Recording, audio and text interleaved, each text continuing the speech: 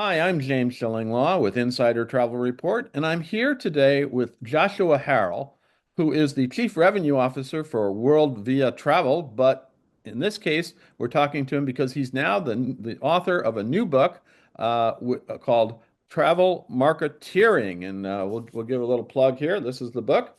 And it is a sort of soup to nuts and everything about travel marketing and really running your business and discovering what kind of business you should run. And I thought it'd be a good idea. There's, I think, demand in the market for this right now. In fact, I was telling Joshua that right before I started reading the book, I got somebody who asked me what if there was something like this in the market. So we're going to talk to Joshua about the book, why he decided to write it, and go sort of through the book a little bit about some of the points he makes. And you're going to find out about all that and more on Insider Travel Report. Now, Joshua, first of all, great to meet you. Great to see you. You saw Yeah, me at a distance in Jamaica, but I was busy in my computer, which always happens. I, I I saw you deep in thought, and I just said, "Hey, James." Just yeah, I'll tell you next time you see me, just go shake me a bit, and I'll get out of my stupor. So, but anyway, let's get to the nut of this. What led you to write this book at this time? Where did you see the need in the market? well, I have been in sales and marketing for decades, and I got my start in theme parks, and then moved into the cosmetic industry. I know those two don't necessarily Yeah, connect. it's just a natural fit. I don't know. Yeah. And then I had this random opportunity to interview for a travel agency. And I never even thought about being in this industry. But I enjoyed the person who interviewed me, who was our CEO, Jason Block. Of course. And he was so actually, he didn't want to hire me. So Mm. I had to approach it with a "you're gonna love me" attitude.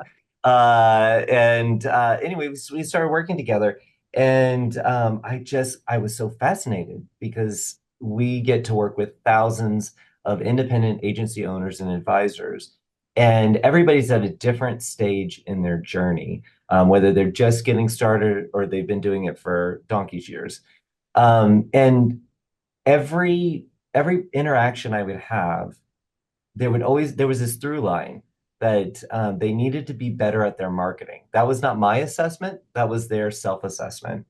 And for years now, somebody will come to me and say, "Oh, my marketing is terrible," or I'm not good at sales. I'm not this, that, and the other. What should I do? I feel like what I want to sell is this, but what I'm really good at is this." All these things swirling around, and I felt like I was saying the same things over and over again. Right. And if I could do that, then let me write the book on it and give people confidence that they actually should, in most cases, they need to follow their gut instinct. Yeah. And this book, our entire team who's helped with this, has really been focused on giving that confidence and giving a little bit of the guardrails. Like, follow this path, and then you'll have the confidence and you'll be able to keep on enhancing and evolving, because ultimately everyone is going to evolve and know more tomorrow than they know today, and make better informed decisions in the future. So, Well, actually, I'd love if you could go to someone who's is asking you these questions and just say, "Okay, here, read this," you know, yeah. and then, oh, by the way, give me the money for it too. By the way, that's it. That sounds Yeah, like don't think I won't. I'll be like, yeah, I've got that answer for you. it's only what's the price of the book? I didn't look, but I don't keep it in front of mine. I don't figure for mine. But you didn't do this out of the price, but it is a great work. Now, what prepared you in your career, both in theme parks and in the beauty industry, whatever, and now in travel, to write this book? Well, you know what? I would say the theme park was more of uh, you get mass exposure to people and personalities, you know what I mean? And you're creating moments in theme parks. So that really translated well into working in cosmetics. I worked for a brand that was not very well known at the time, and it was the way they approached running their stores. I ran one of their stores in Atlanta, was to really give them, it was the first time I'd ever worked with a P&L. That was a whole other thing. Before I would just work on sales goals and did you make the goal? Did you not make the goal? Working with a P&L, you're looking at the whole picture of a business. Now, the great thing about it when you're working for a company is they're they're ultimately in control. Hmm. So I'm not going to lose my business because, I made a mistake. I was able to really hone my skills for business building Got it. within that company. And then we ended up going on QVC with our makeup line. And for 20 years, I got to sell makeup in addition to running the retail division of the company. I got to sell makeup on QVC. Hmm. And that was a trial by fire in terms of not only did I have to sell my product, I had to find a compelling story for that product, for our brand, as well as for myself when I was presenting on air. I also assisted the CEO at the time because she would go on air. But we were constantly, for every show, we were saying, okay, that didn't work. How do we change this? So applying all sales and marketing principles to that type of business, then when I come over to travel, you get to sell the world. You Yeah, get right. to you get to sell people's expertise. It's the same thing. I mean, all of these good marketing is is being very aware and being very objective. And what I wanted to do, I during in between working with Bare Minerals, the cosmetic line, and then coming to World Via, I was a serial entrepreneur. Hmm. And during that time, I tried everything that I ever wanted to have a business for. And I failed at every single one of them Right. because I was not objective and I was not applying some of those principles that I had practiced for so many years. I was following this dream. I wanted to create a company, but I wasn't thinking about making a healthy business Hmm. or discovering what worked and what didn't and tweaking that. So, working with thousands of agency owners and advisors, I started to see that self, my entrepreneur self, who was not good at being objective. And as an entrepreneur, you are not only the marketer, you're the salesperson, you're the Yeah. operations person, you're the accounting, and you're the big boss in most situations. So you can't just be a marketer. I mean, Yeah. wouldn't that be great? You could just say, you know what, just make newsletters and do the social thing, right? No, you can't. So travel marketeering is all about creating systems that you can launch and then you can come back and tweak the thing that didn't work or turn the volume up on the thing that did Hmm. work. And then you can go about selling your destination wedding or your multi-gen trip to Disney World. You know what I mean? It's you don't have to have that stress of it hanging over you. And then when it's time to go assess what worked and what didn't, then you go over and you do your tweaking. So that's really all of that experience and also that self-realization that I was a really bad entrepreneur. Hmm. But I think I fell victim to just human nature. I wanted to do the thing. I wanted to give birth to these brands that I created, but I made some mistakes. And I always tell the advisors I get to meet, I'm like, please learn from my mistakes. Yeah. I always have an opinion, but I'm gonna tell you, I want you to be successful. And some of the things I see you are doing are the things that got me sidetracked. I want you to succeed because if No, you want to, oh, sorry, go ahead. no, no, exactly. And I think this is the thing is that as you read this book, it's more than just a book on travel marketing. It's really kind of soup to nuts guide of how to start and successfully run a business or a travel business in this case. Would you agree with that statement that this is really it's how to run a business and also market travel? And I definitely agree with you. And that was on purpose because in every situation I've been in, marketing is everything from even how you hire team members, how you promote those roles. that's an expression of your employer brand. And through the book, we're not only talking about following your dreams and figuring out how to craft your brand expression and execute the tactics to help you generate leads or foster repeat business. But it's also about, okay, at what point do you need an assistant? What are Right. the things that they could do? How do you scale up from a team perspective? Um, because all of that does connect to how you're going to deliver your service.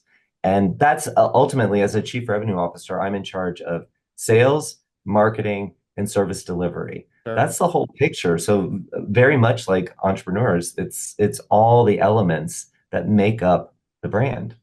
No, absolutely. Now, why do you think that why aren't travel advisors more well versed in good business practices in a way that could help them run their businesses more successfully? I'm going to just give you my honest opinion here. Okay. It's I most everyone who joins the travel industry has a passion for travel. Right. And that learning how to sell travel and learning the nuances of selling travel in a way that it's profitable and feeding your business, that's a lot of work in and of itself.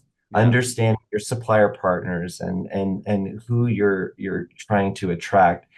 That often the business of the business is on the back burner. Like Sure. I think the mindset is let me figure out how to sell travel. So that's the thing we focus on. So I think I do believe that most advisors, agency owners are aware of good business practices, but it almost overshadows what they're passionate about. So Sure. I think they compartmentalize it a little bit. So what I try to do when I'm working with anyone is say, follow your instincts, but you ultimately have to have a healthy business or you're not going to be able to follow your Yeah. dreams and create the dream experiences. And also, I think it's scary, right? To you have to make this business a success, or you have to work with your book of business if you're a part of an agency to be a success. And sometimes we don't want to know our numbers. We don't want to. Like that's the that it's Oh, if I I don't. never want to know my numbers. I'm always scared. I'm an editor. Why don't what numbers? No. Yeah. I'm a writer and editor. I that's why I chose this profession. So, but I have a question here about who should benefit from this book. I think almost everybody can benefit from this book in some way, at least get some validation about what they're doing now and what they might do better. But let's get down to the brass tacks here and kind of go very quickly about some of the highlights. There's so much in this book that I just want to, yeah, I'm going to ask questions and it's like a lightning round. Okay. So, Okay. yeah, ready? All You right. ready? I'll So, try not to be and this has to do long-winded. with all the chapters that you have because it's really it's a fairly short book. It's 250 pages or something like that. It's very readable. But it's there is a lot in it. Now let's do how do you recommend that travel agency owners research, outline, and really build a business plan?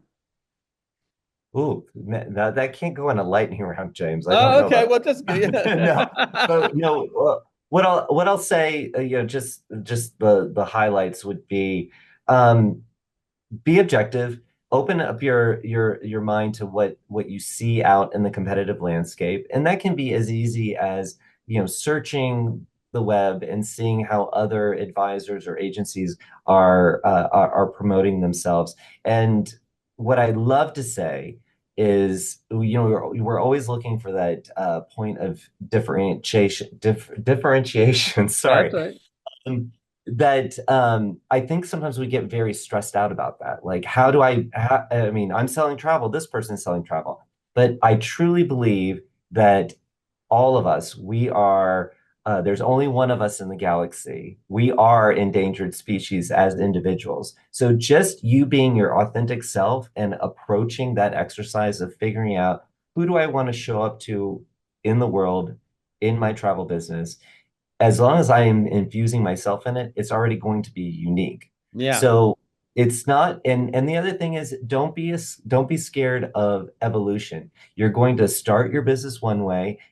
As you grow, you're going to evolve that business. It can grow with you. It's like a little human. Let it grow, nurture it, let it grow. The thing that I do strongly discourage is be cautious of revolution. And that's the big, massive changes that you make that make it confusing for your audience, whether it be small or big, to understand who you are. Because if they're confused, you're never going to get traction. No, absolutely. And of course, then there's that the big kahuna, create a business plan and to put on paper or in a computer exactly what your business is kind of scary as we were talking about, right? It's scary and it's covering things that you don't want to talk about. You don't want to think about profit margin. You're not in it for that, right? Right. But I will say that I back from when I created my first business plans to today, the fact that AI is available for you to plug in a chat prompt and say, you are a business leader creating a business plan for a travel agency focused on X who serves X type of clients.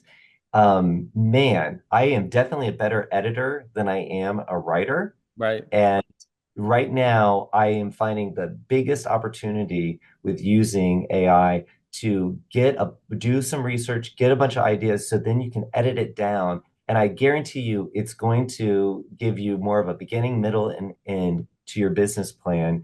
And it's going to allow you to riff in the places where you can add your unique point of view. Now, the second one is actually another question is, and you mentioned it earlier, how do you manage your financials, which are those numbers that are so scary, or should you just outsource that and let somebody else do it? Well, I'm a firm believer in outsource the things that other people are better at, Right. but don't outsource the responsibility Right. because as a business owner, you have to know your numbers. And right now, I'm on a tour with our members, going around the country and having smaller meetings with them. And I can say this now because the tour is almost over. But Okay. there's these big wads of fake $100 bills sitting on the table, and you get it, leave money on the table. Like Right. Right. it's Right. a little thing built in. But I ask everyone to take out one of the bills, and I want them to write on the back what what the total commission earned for 2024 was, and then flip it over and say what they're projecting for 2025, what that number will be. And that number right there, just paying attention to that, is going to constantly keep your mind on the money, right? While you are making decisions. But as I look out at the group, some people quickly write the numbers. Some are like, I'm going to have to get back to you on Yep. this one. And I said, that's okay. Go tonight, get your numbers. I know you can get to them. But pin this, the facing part of the $100 bill, face it towards you with your 2025 projection and just keep that presence because that is going to help you remember what all this is for. I mean, it is great creating the dream experiences for all of your clients, but you, like I said earlier, you won't be able to do it if you don't have a healthy business. Absolutely. And then, of course, the next scary one is creating a marketing plan, yeah, which is essentially what's this is the whole message of this book is creating a marketing plan. But that's a scary thing after the business plan. Oh my God, how am I going to sell it and how am I going to market it? Right, exactly. And the thing that I think it's almost like doing your taxes, right? You're like, I know the taxes are due, but I'll wait, and it becomes a stressful thing. I say take out a piece of paper and just January, February, March, list all the months.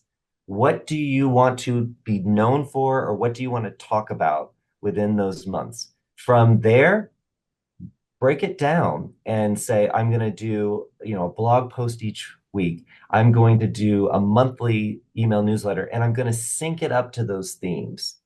I guarantee you, you'll get your audience and people you run into at the grocery store.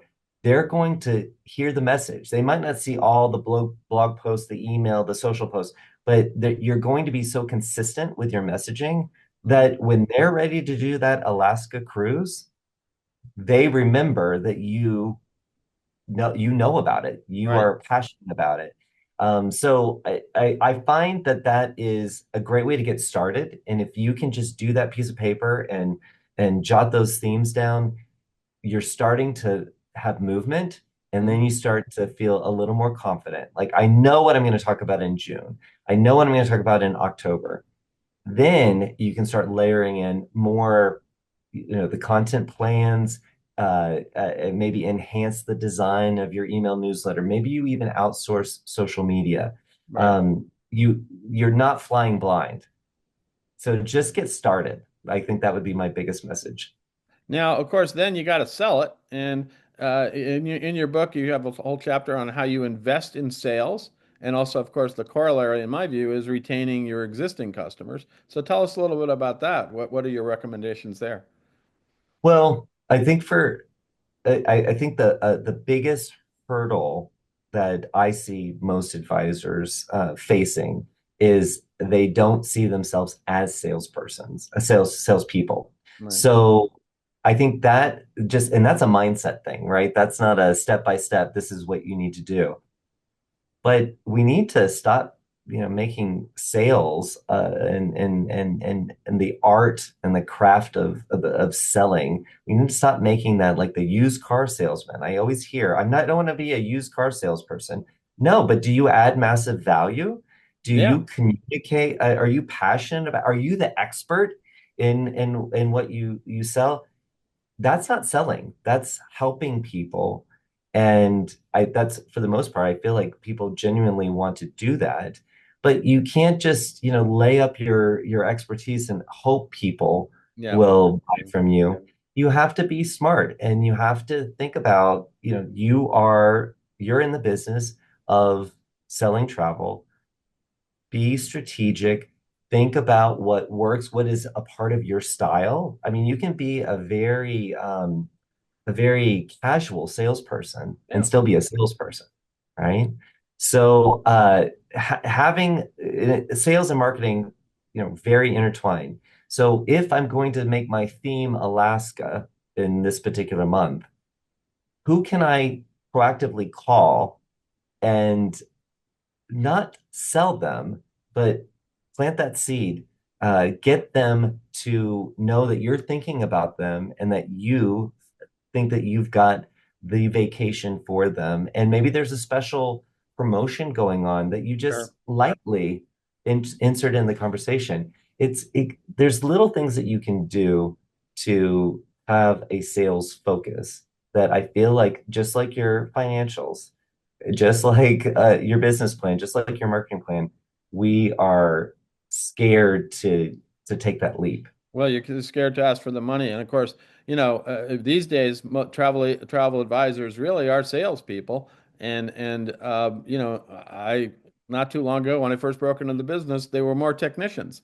We advertised for travel agents back then who were conversant in Sabre or Apollo or could know that knew the secret codes of the CRS in those days, now the GDS, and that's what they hired. They you would see in the hiring for travel agencies, Sabre agent required because they knew the language. And now it's evolved completely on its head. Here we are, how many years later, almost 30, 40 years later, and it's now you have to be a decent salesperson. And you know what? You're also selling a product that people like. So that's, Isn't that good? Isn't that out of everything you could sell, you're selling something that feels good? yeah, no, then it's great. Now, also you recommend how travel advisors can better use resources, such as hiring maybe a support team, and also here's the big kahuna, using data in your business. And I know, you at your agency in Travel Via World Via, you have all this data and you can help them. Yeah. So, uh, uh, I'm backing up just a little bit Okay. because I get to go to industry events and I get to constantly work and I get to constantly work with advisors and agency owners. And I love the fact that some of them trust me. So they value my opinion. But I think they're not thinking of the fact that I do get to work with so many advisors and they share. I love that about the travel industry that even though we may be competitors, Yeah. we're not really. There's enough business to go around. Oh, yeah. So I found being very open in this industry and saying, this is what I feel about this. And somebody will say, you know what, I've been there, done that. Let me tell you about this. Yeah. Um, there are so many people, success leaves clues. I think Tony Robbins says that if you pay attention to what's going on, you can see like this person that you perceive has success. There's been little clues to how they got there. And most of them are very aware of their numbers. They're looking at data on whether it's how many people visit your website versus how many people convert on your website and become known to you, either by an inquiry form or signing up for your newsletter or scheduling an appointment. Um, that's data, and that data can help you make decisions. Now, as a host agency, we have a view of what's selling right now. Sure. So if you're not sure, should I be promoting this particular product right now? You're if you're a part of a host agency, they can give you that information Mhm. and then what power you now have. You might not have that information right now. Maybe you're just getting started, Right. but we can help you. We want you to be successful. So lean on the support that you have and resources that you might not even be thinking that you have. Mhm. And that could be even with your network of fellow agency owners. Just open up. This is the most, James, I don't know if you know this, but I had a health crisis 2 years ago. I had cancer, Mm. and I was going to keep that to myself. Right. And one of my peers at another host agency, he said to me, he had experienced something similar, and he said, "You know what? That was my first instinct too. But you need to tell the people that surround you, Sure. namely the people in that you're surrounded with in the industry. You need to tell them because that support is going to give you so much fire to fight the Absolutely. cancer. And I'm telling you, I went to YouTube right away and I said, "Hey, I have cancer." And the wave of energy that came from the travel industry specifically, it felt real. It was genuine. It helped me get through. So I'm all clear. I'm all good. Okay. That's But great. I've never been in an industry where people are as invested and care about their peers as the travel industry. And whether that's a personal thing that you're going through or it's, hey, I need help navigating this business. Everyone wants you to succeed. Nobody is trying to take you down. So I lean into the people that surround you, and a lot of industry executives are so free with their thoughts and suggestions. And then again, they've had so much experience working with so Mhm. many different agencies. Lean into that. And then when it is time to look for growing your agency, what are you really good at? And what could somebody else do? Maybe do better than you. And that's okay if they do better than you. Hire smart people. That's what they always say, right? Right. But you have to know what you need in order to find that person. Well, And maybe, yeah, yeah. Well, so you have also, I think, towards the closing of your book, you're talking about once you started this business, you have to be consistent in the kind of service and everything else you deliver, and you also have to manage risk. And you have some chapters on that as well, right? yes, it's nobody wants to talk about risk. Nobody wants to talk about fraud. I mean, when was the last time you were like, let me sign up for this fraud webinar? I, I, That's, I I go to them occasionally because they're kind of I bet you. interesting. Well, because that's what I do. I go to travel agency conferences, and there's always a fraud. If you go to Travel Leaders Network or whatever, you'll hear a fraud conference, and there'll be. It's an interesting, and I've been dealing with the issue, but you have to be very cognizant of what's going on with that. Right. You cannot be an ostrich. You cannot have your head in the sand. So paying attention to that, I joke about fraud because if you have the ability to go to a social media class over a fraud class, I think most people will go Go to to the the social social. media class, right? Right. But you have to, as a business owner, you have to think about defending your moat around your castle, right? How and there are things that can attack your castle, and you need to be aware of it, and you need to combat that as time goes by, and people get more advanced with how they could uh, can scam you.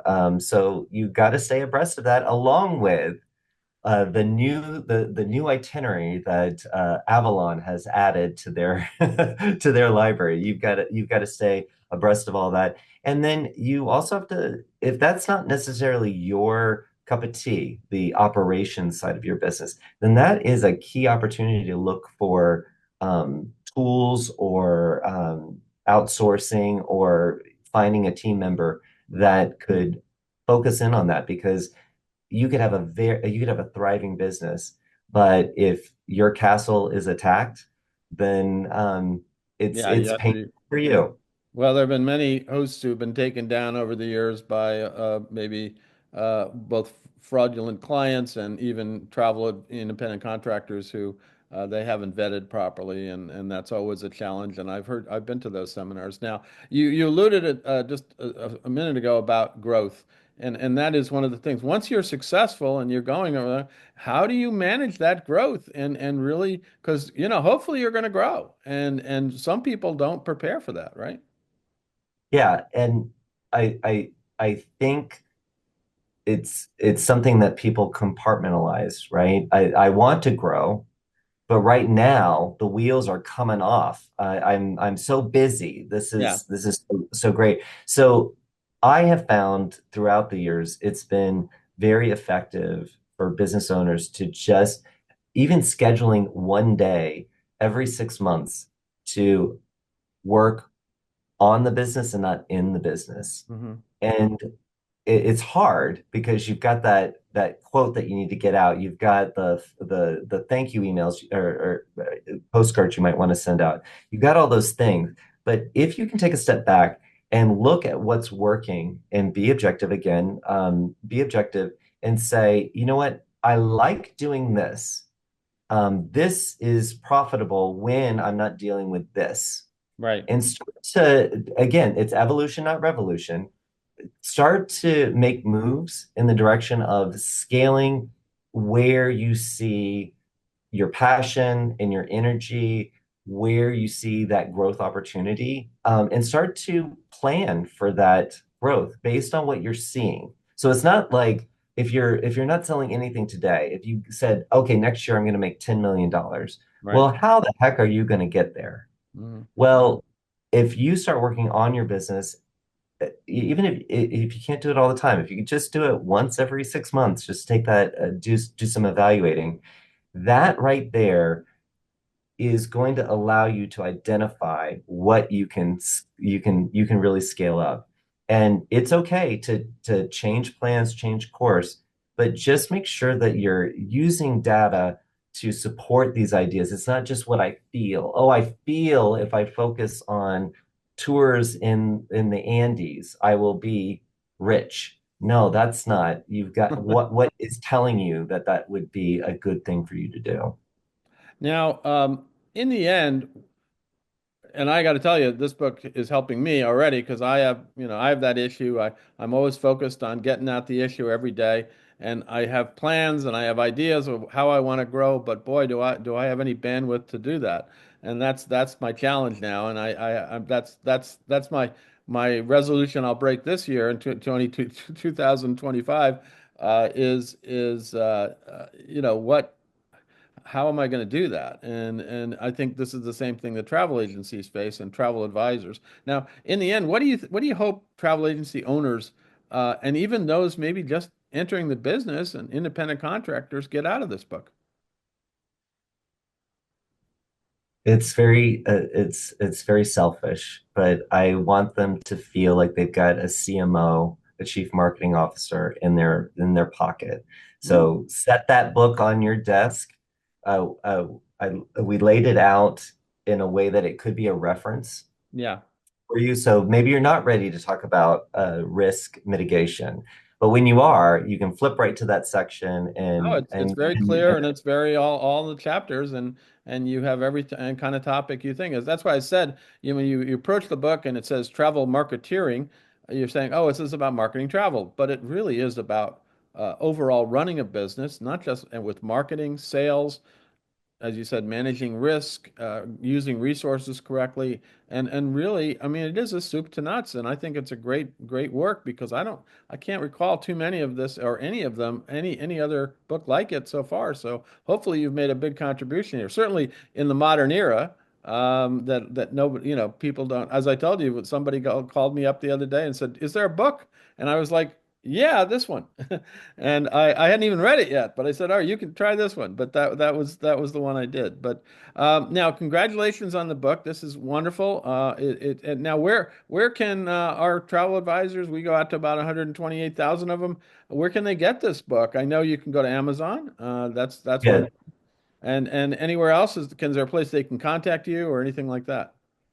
Well, right now it is only the hard copy is only available on Amazon, but the ebook is available at any place where you get any your e-reading materials. So Okay. that's where it's available. I will say that I'm so honored that you are praising the book. That I'm getting a little flush because that it's I'm very proud of the work we've done on this, Hmm. but it's until you release it out in the world, you don't know if anybody likes it. Yeah. And I had a moment. I was sending out text messages to say Happy New Year and to my friends, and somebody I know who's not a part of our network, but she owns a very successful agency. She sent me back a picture of my book on her desk, Wow. and I had a moment. I was like, I'm so surprised. Why did you feel like you need my book? And she said, you know what? I always need marketing inspiration. And I said, a big TM for travel marketing for that. I'm very pleased. Fantastic. Well, Joshua, congratulations again. This is it. Travel marketeering. Go get it in your Amazon store and or you can get Joshua at World Via is there and you if you want to talk to him some more. And I know you go to a few agency conferences as well, so you can also buttonhole him at any of these events and talk to him about this. But first get the book, read it, and I think you'll benefit from it. Again, Joshua, thank you for taking the time to talk about the book, and good luck in the future. I think you guys are doing great at Worldvia. You're obviously using some of your practices, and I think a lot of other people can do that too. And again, thanks for taking the time today. Thank you, James. I appreciate it. I'm James Shillinglaw, and this is Insider Travel Report.